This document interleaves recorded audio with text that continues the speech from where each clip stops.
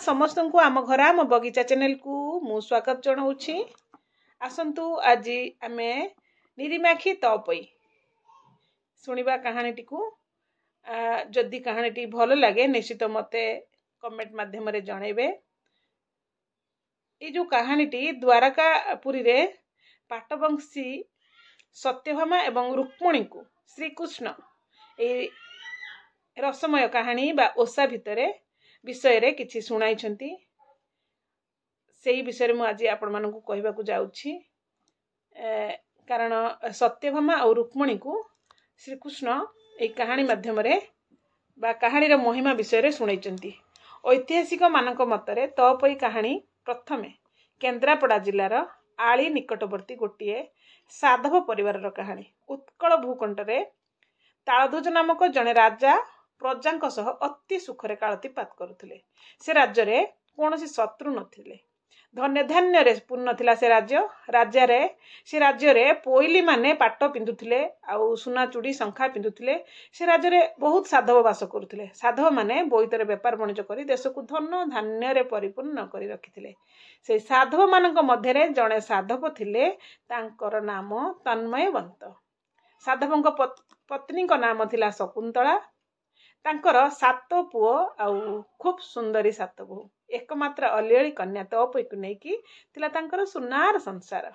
तांको बड़ पुओर नाम थिला धनेश्वर। तार बड़ पुओंकर 7 खंड बोईतरे चले व्यापार वाणिज्य। दिनकर कथा तपई राज्य रे मंत्री झियो एवं अन्यान्य सांग मानक सहित धूली घर करी भात तियण खेलुथिले एवं बाउंस कुले इत्यादि रे खेलुथिले। सेही समय रे जणे रांडी ब्राह्मणी झियो मानकु देखिला एवं देखै कहला, मु जदि तम परी अलियली होइथांती ताले सुनार कुले रूपार कुले रे खेली थांती। तुमे बाउंस कुले बाउंस टोके रे खेलुछ। ब्राह्मणी को कथा तो अपई मन को पाइला। से खेल सारी जाई घरे गंभीर भितरे मुंह माड़ी सोइला। रातिक्रमे पढ़िबारु तो अपई को समस्ते खोजिले। साधवर सान बहु आसी देखी कहला जे तपई आमर गंभीरा भितर शोइचंती। साधव जाई कबाट खोली देखिले जे अलियली राजजमा ऋषि शोइची। साधव एवं तार 7 पुओ तपई की बहुत करिकी बुझा सुझा कले, किंतु तपई तांको पाखरे किछि भी कहले नाही। काहारी कथा सुनिले नाही कि काहाकू किछि कहले नाही। सेमिति मुंह माड़ी सोई रहिले। साधवर सान बहु नीलाद्री ता सह तपईर बहुत भाव। सेथिपाई आम बही रे कुहा जाइछि नीलाद्री नामे सान बहु तपईर प्रिय सेउ। सेथिपाई पुस्तक रे हमर कुहा जाइछि हमर तपई बही रे नीलाद्री नामे सान बहु तपईर से भारी प्रिय। शेषकु सान बहु जाई पचारिबारु ननंद कहले, जाओ बापा को कहबो मते सुनार चांद तैयारी करिकी देबे, नहले मु उठिबी नाही कि खाइबी नाही। साधव ए कथा सुनी कहले, मालो एई छार कथा, मु 15 दिन भितरे मोर सुना चांद गढ़ेई देबी। तपई रुषा छाड़ी उठिला। साधव एपटे दक्ष बिंधाणी मानकु डकाई हीरा नीलार खचित सुनार चांद गढ़ेबा आरंभ करदेले। एमंते रजनी पाहिला साधव बिंधाणी आनिला। साधव साधवाणी बसी गढ़ंती सुवर्ण रससी। सबुदिन कहार सुखर संसार रहे नाही। सेहीपरि साधव संसार को दुखर लहड़ी माड़ी आसिला। सुना चांद अधा गड़ा होईची। साधव बुढ़ार मृत्यु हैला। पुणी यार संपूर्ण वर्षे न पुरुणु मृत्यु होगला साधवाणीकर। क्रमे लक्ष्मी छाड़िकी पलैले साधव परिवार रु। धन सरीबाकू बसिला। साधव पुओ माने बसी बहुत चिंतार रहिले एवं कथबार्ता हेले, देख दैव आम प्रति बहुत अन्याय कला। बापा माँ परकू पर छाड़ी चली गले। घर धन सरीगला। आउ नुहे एबे चल बोईत नहीं आरपारी को जीवा एवं वाणिज्य व्यापार करिबा। एमंत विचार करी माँ मंगला को सुमरणा करी अनुकूल वायु देखी साधव 7 पुओ दरिया रे बोईत मेली देले। गला बेले बहु मानकु डाकी कही गले, तुमे माने मिलीमिशी करी घरे चलाउथुबो। तुमे सबु तपईंकर ठीक ठीक सेवा करुथुबो। से जेमिति भाई मन को झुरिबो नाही। सबु बहु माने साधव पुओ को आश्वासन देले एवं निज पई विदेश रु अमुक सिमुक जिनिस आनिया पई कही विदाय देले। तपई सुना भाई मानकु कहला, मोर सुनार कंढेई आनिबो। केते दिन परे साधवंकर बोईत कुशल जाई कोशल दीपरे लागिला। सेठारे साधव पुओ माने वाणिज्य करी खूब धनरत्न उपार्जन कले। एपटे बहु माने मध्य सुंदर भाव रे घर चलाई ननंद तपई को बड़ आदर रे पाळुथांती। हेले तांकर ए सुख को मध्य दैव सहिला नहीं। दिने स्वर्गपुरु एक देवकन्या रांडी ब्राह्मणी बेसरे आसी साधव द्वार भिक्षा मागिला। ब्राह्मणी देखिला तो पई दोली खेलुची आउ सबु बहु माने तांकु दोली झुलाउचंती। से साधव बहु मान को पचारला ये तुमर कौन हुंती? तांकर नणंद बोली जानिबा को पाई भाउज मानकु ब्राह्मणी कहला अरे तुमे माने यारी सेबार लागिच तुमे जानी ना काली ए तुम मानु भाई मानकु शिखाई बुझाई ये तुमको बहुत कष्ट देव एमिति बहुत लगे जोटे भाउज मानक मुंडरे से विष भरी देला। से पुणी कहला याकु घरु विदा करी बनस्तरे छेଳି चराओ सेठारे ताकु बाघ भालु खांतु न हेले ये परे आपण परे पस्तेबे। ब्राह्मणीर कथा को परते न करी सान भाउज को छाड़ी सबु भाउज तो अपयकु नाना दिकसण देले। केमिति कसम देले नदेले सुगंध चंदन नदेले अलंकार मान मुंडकु नदेले से तेल नदेले पिंधिबा को भल एमिति निर्यातना देई शेषकु तपईकु बणकु छेଳି चराइबाकु पठेले। तार खाद्य हैला मूसा माटी मिसा भात लुण हैला पाउंस। प्रति भाउज पाळी रे तपईकु एई भଳି हिनिमानी करंती किंतु सान भाउज नीलाद्री ताहार पाळी दिन तपईकु मुठे भल खाइबाकु दिए। एमिति भाद्र मास आसिला छेଳି मानक भितरे छेଳିटिए थिला तार नाम थिला घरमणी। तपईकु आकट कराइबा तपईकु आकट करा होइथाए जेमिति घरमणी न हजिब। एते तागिद सते ता दुर्भाग्य दिने से घरमणी हजिला। निष्ठुर बड़ भाउज ताकू गाड़ी देले घर बाहर करदेले कहले जा घरमणी को खोजी नहीं कि आसबू नहेले घर को आसबू नहीं। वर्षा घड़घड़ी तपई जंगल गला छेଳି खोजिबाकू राति 2 घड़ी हैला छेଳି आउ न मिलंती। जोगुकू से दिन थिला भाद्रव मासर रविवार। निकट ग्राम रे झील माने खुदुरुकुणी ओषा करथिले सेथिपई निकट ग्रामरु हुळुहुळी शब्द सुबुथाए। झील माने मिसी माँ खुदुरुकुणी को पूजा आराधना करथांती।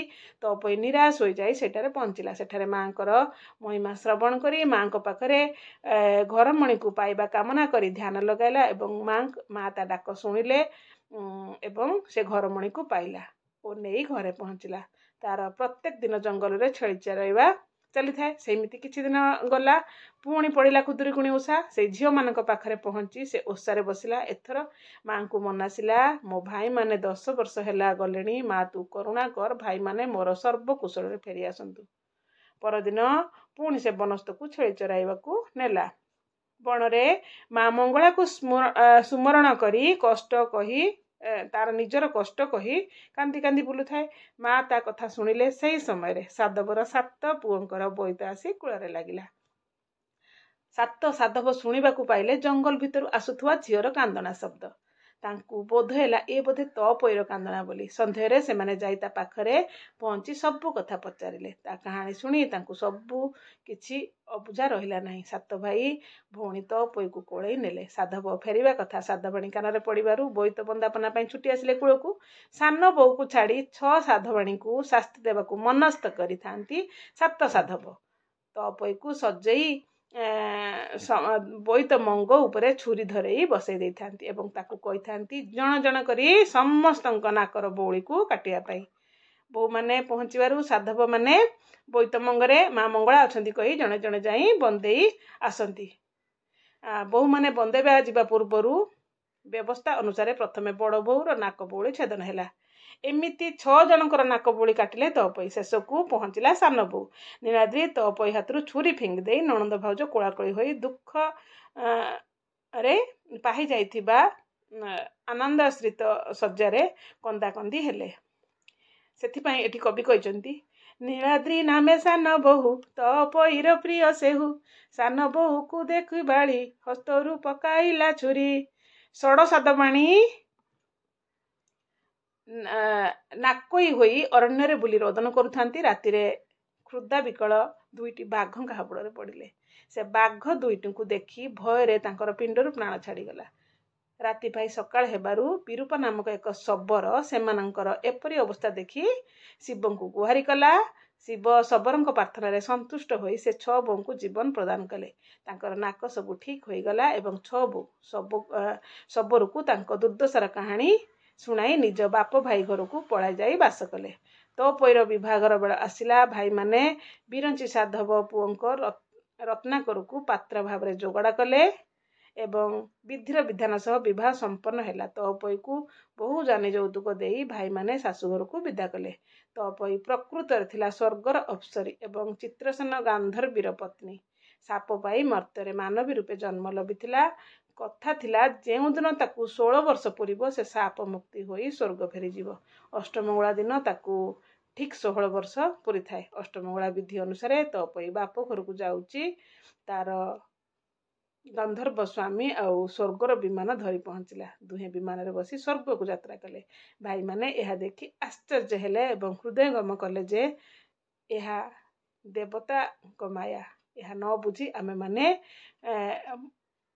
ବୋହୂମାନଙ୍କର ନାସିକା କଟାଇ ତାଙ୍କୁ ଘଉଡ଼ାଇ ଦେଲୁ।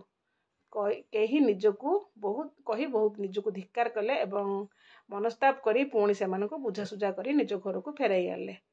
ପଛ କଥାକୁ ଭୁଲି ପୁଣି ସୁଖରେ ସଂସାର କଲେ। ସେହି ଦିନଠାରୁ ପ୍ରତି ଭାଦ୍ରବ ମାସ ରବିବାର ସାଧବ ସାଧବାଣୀ ମିଶି ମଙ୍ଗଳା ଓଷା କଲେ ଏବଂ ମା ମଙ୍ଗଳାକୁ ଖୁଦୁରୁକୁଣୀ ଭାବେ ପୂଜା କଲେ। ଏହି କିମ୍ବଦନ୍ତୀ ଆଧାରରେ ଅନେକ କାଳରୁ ଚଳି ଆସୁଛି ଓଡ଼ିଶାରେ ଖୁଦୁରୁକୁଣୀ ପୂଜା। ଖୁଦ ଭଜା ଦେଇ ତଅପୋଇ ମାଙ୍କୁ ମଙ୍ଗଳାଙ୍କୁ ପୂଜିଥିବାରୁ ଖୁଦଭଜା ଠାକୁରାଣୀ ସବୁଠାରୁ ପ୍ରିୟ ବୋଲି ମନେ କରାଯାଏ। ମାଙ୍କୁ ସେଥିପାଇଁ ଶ୍ରଦ୍ଧାରେ ଖୁଦୁରୁକୁଣୀ ବା ଖୁଦୁରୁକୁଣୀ କୁହାଯାଏ। ଏହି ପୂଜା ଓ କାହାଣୀ କଳିଙ୍ଗର ଗୌରବମୟ ପ୍ରାଚୀନ ନୌବାଣିଜ୍ୟ ସ୍ମୃତି ବଖାଣେ। ପୂର୍ବେ କଳିଙ୍ଗରେ ସାଧବ ପୁଅମାନେ ବୋଇତ